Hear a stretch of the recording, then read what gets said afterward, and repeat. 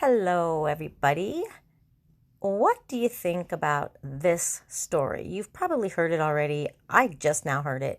A doctor on Biden's task force says that living past age 75 has little value and robs society.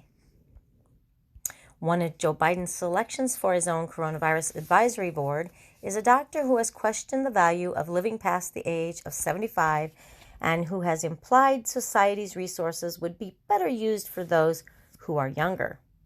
Ezekiel Emanuel, the chair of the Department of Medical Ethics and Health Policy at the University of Pennsylvania and a former Obama administration official, wrote in a 2014 issue of The Atlantic that living too long has a negative impact on society and an individual's family. He stood by his controversial comments during a 2019 interview. Emanuel, an oncologist and bioethicist, wants to live to 75.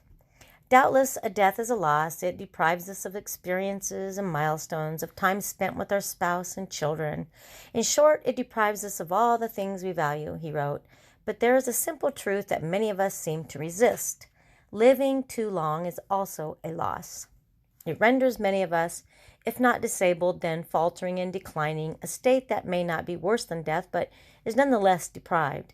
It robs us of our creativity and ability to contribute to work, society, and the world. It transforms how people experience us, relate to us, and most important, remember us. We are no longer remembered as vibrant and engaged, but as feeble, ineffectual, even pathetic. Further, there is this very real and oppressive financial and caregiving burdens that many, if not most, middle-aged adults are now experiencing, caught between the care of children and parents. Emanuel said in the same story he opposes legalizing euthanasia and physician-assisted suicide, but he said Americans' desire to live long lives is unwise. I think this manic desperation to endlessly extend life is misguided and potentially destructive, he wrote. For many reasons, 75 is a pretty good age to aim to stop. We are growing old, and our older years are not of high quality.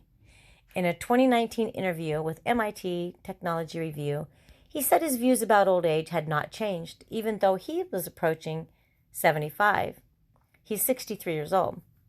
Asked what's wrong with him simply enjoying an extended life, he answered in 2019, these people who live a vigorous life to 70, 80, 90 years of age, when I look at what those people do, almost all of it is what I classify as play. It's not meaningful work. They're riding motorcycles, they're hiking, which can all have value, don't get me wrong. But if it's the main thing in your life, that's not probably a meaningful life.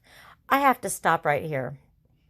I'm trying to hold back judgment till the end, but excuse me, you've worked your whole life. If you want to spend the rest of your life having fun riding motorcycles, hiking, that's a meaningful life. Ooh, this article really is irritating me.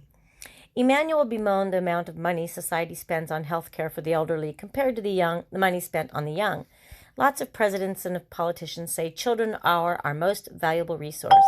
But we as a country don't behave like that. We don't invest in children the way we invest in adults, especially older adults.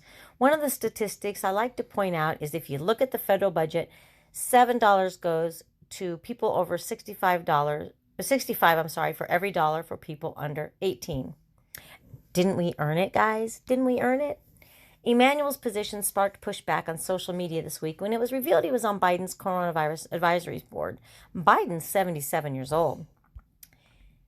Claire Lehman of Quillette noted Emanuel did not mention the enjoyment of grandchildren or great-grandchildren. My great-granddad, born in 1889, waited for his 100th birthday before his entire family came to celebrate, then quietly passed in his sleep.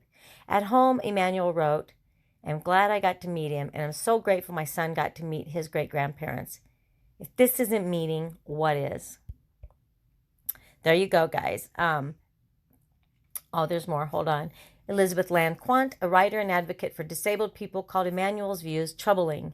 I agree. We need a COVID task force that will advocate for all of us. Ezekiel Emanuel, a member, has written about how a person's value and a meaningful life are tied to their physical and mental abilities, and how disabled people are burdens to their families. I'm so sad to see him on the task force.